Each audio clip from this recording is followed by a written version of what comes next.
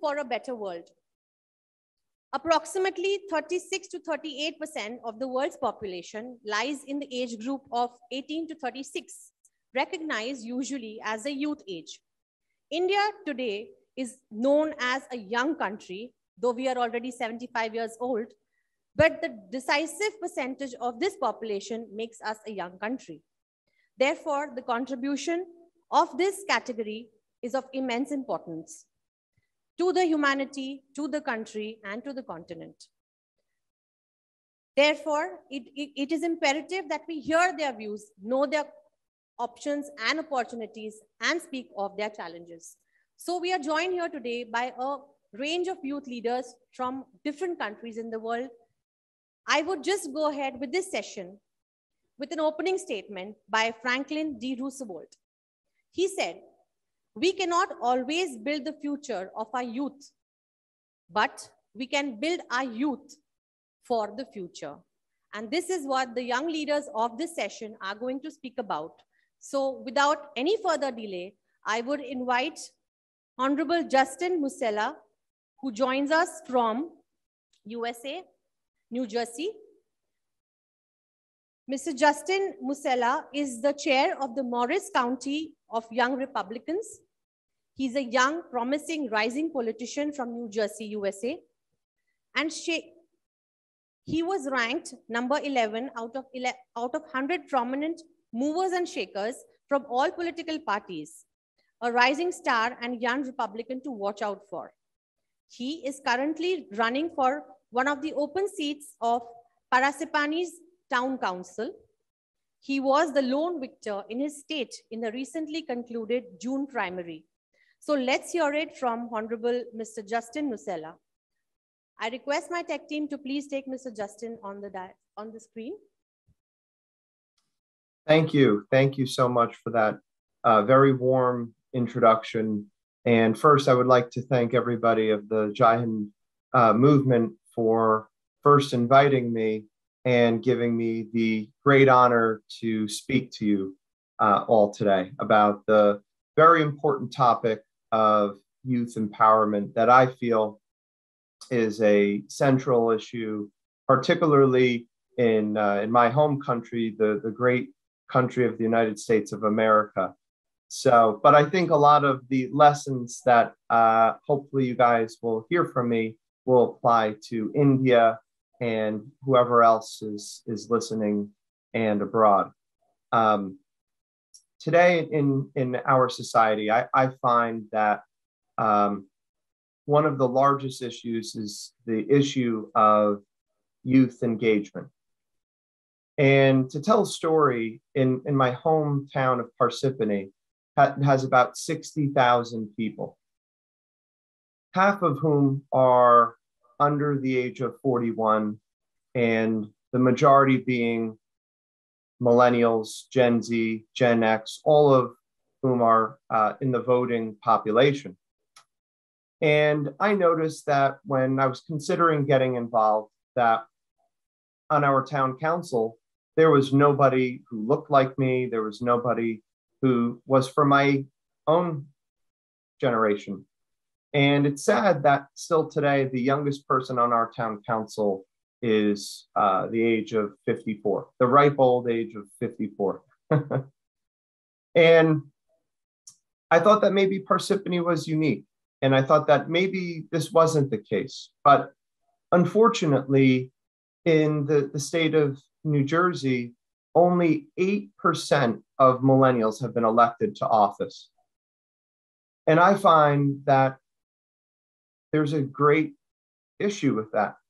Millennials are quick, we're nimble, we're technologically savvy. We came of age in the Great Recession and we had to find employment in that really dark time. But we have no representation when it comes to the actual level, pulling the levers of political power, which will affect us in particular for many generations to come. So instead of whining about it, instead of complaining about it, I decided to do something about it. So my story goes is I thought that as the young, fresh-faced newcomer when I announced my candidacy that everybody would clear the field and would get behind me and rally behind the cause. And unfortunately, that wasn't the case. I ended up having to go up against 7 other experienced and established people in town. And I was very blessed through sheer hard work, grit, and a wonderful team of supporters. I was very blessed to be the top vote getter. And I'm looking forward to winning my last leg of the race, the general election that will take place on November 2nd. So what I see to be now, to go back to the subject of youth empowerment, the best way for millennials to become empowered is to get engaged. And I see a serious lack of initiative on my own generation when it comes to taking the steps necessary to affect change. And change doesn't start with being on social media, complaining on your couch. It starts with doing something about it. It starts with the hard work of going to people personally and asking them to follow you with your belief system and wherever that journey might lead. And unfortunately, we have too many complainers and not enough doers in my generation. And I'm trying my best to change that.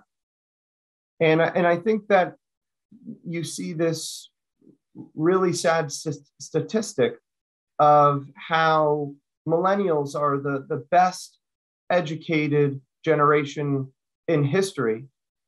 But unfortunately, the median income for a millennial is $45,000.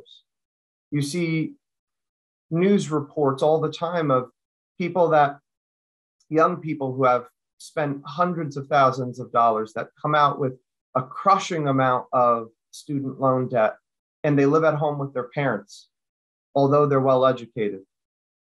And I think it comes down to 2 principles that I have found many people in the Indian American community in Parsippany have been taught, but we've lost our way on these 2 principles. And I think that it comes from the first principle being that you are paid for what you earn. You are not paid for what you wish to earn or what you deserve to get. You are paid for what you go out into the marketplace and you produce. And number 2 is you are paid by or rewarded through the application of knowledge.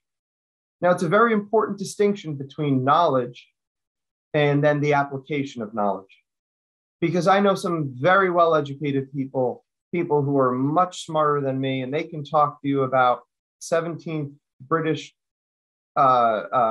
history till they're blue in the face, and they can know every fact and figure about poetry. But if you don't apply that knowledge to some business model, to your workplace, nothing is going to change if you don't go out and you take action on your beliefs.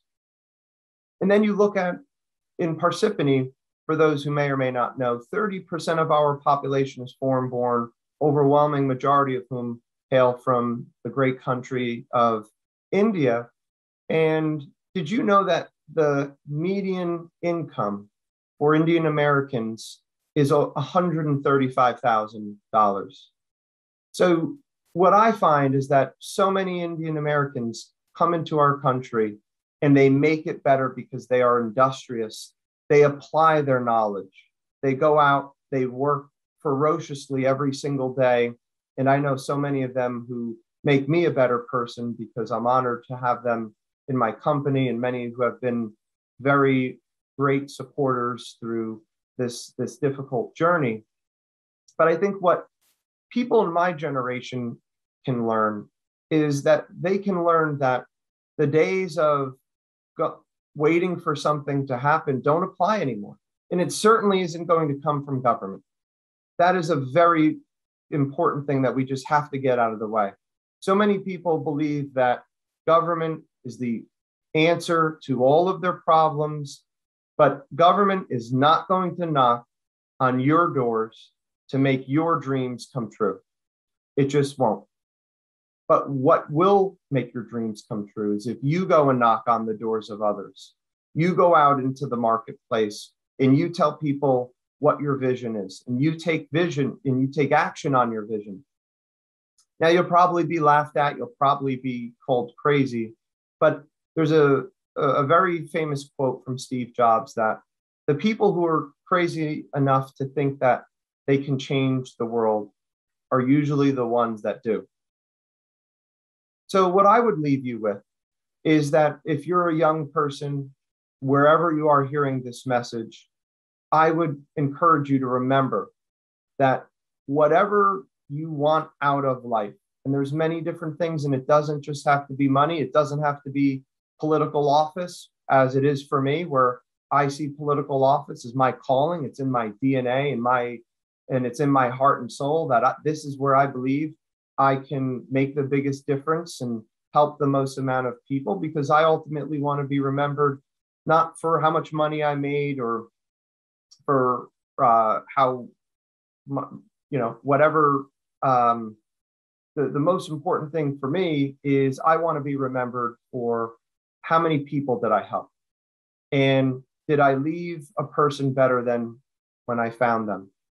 So if you are listening, and get involved, get engaged, get off social media and get into your own town, start finding issues and look for problems that you can solve.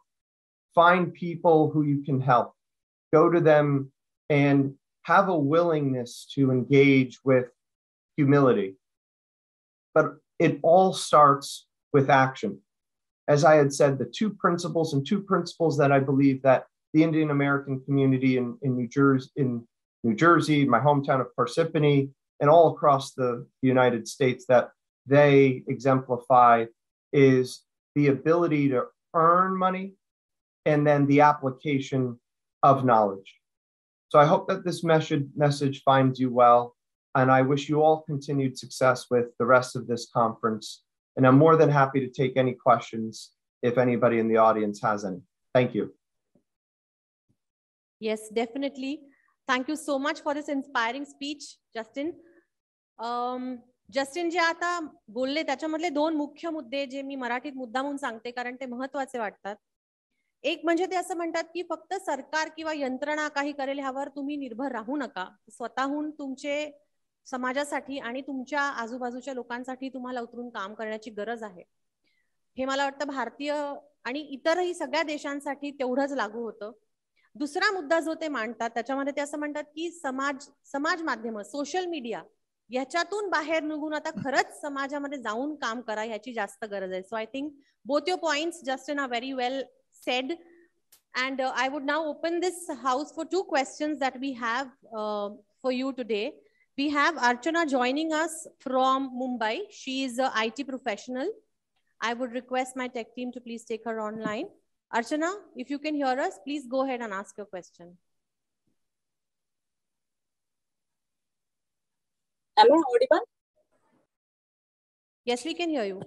Yeah, my question is, what motivated you to get involved in social and political platform at a very young age? Well, that's a great question, Archana. And what motivated me was what I had said before, was that decisions are being made on my behalf that are going to affect my fiance and our future family that will eventually come. And I have no say and I have no champion for my cause on town council with respect to taxes, rules, and regulations that are going to affect my family's ability to be successful. And I thought it was important for us to have a voice on town council, because you, whether the government, you like it or not, but when it makes a rule or imposes a tax on you, you have no say.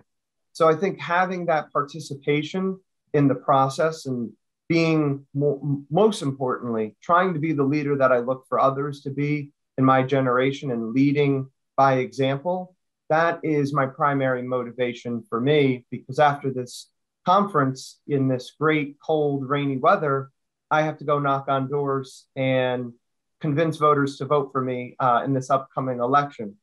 So you better have a very strong motivation when it's raining outside or it's 95 degrees or it's snowing.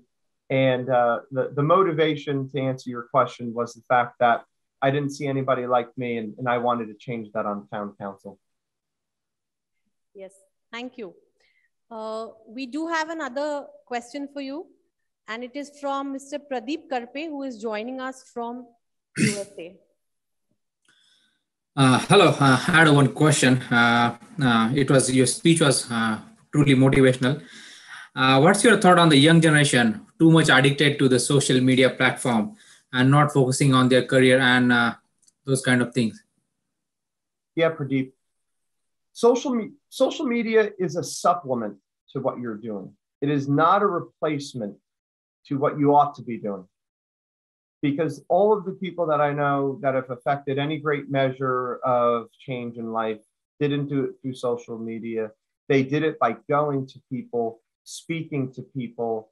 And I find so many people in my generation are so obsessed with winning the argument on social media, because how many of you have ever been able to win an argument on social media?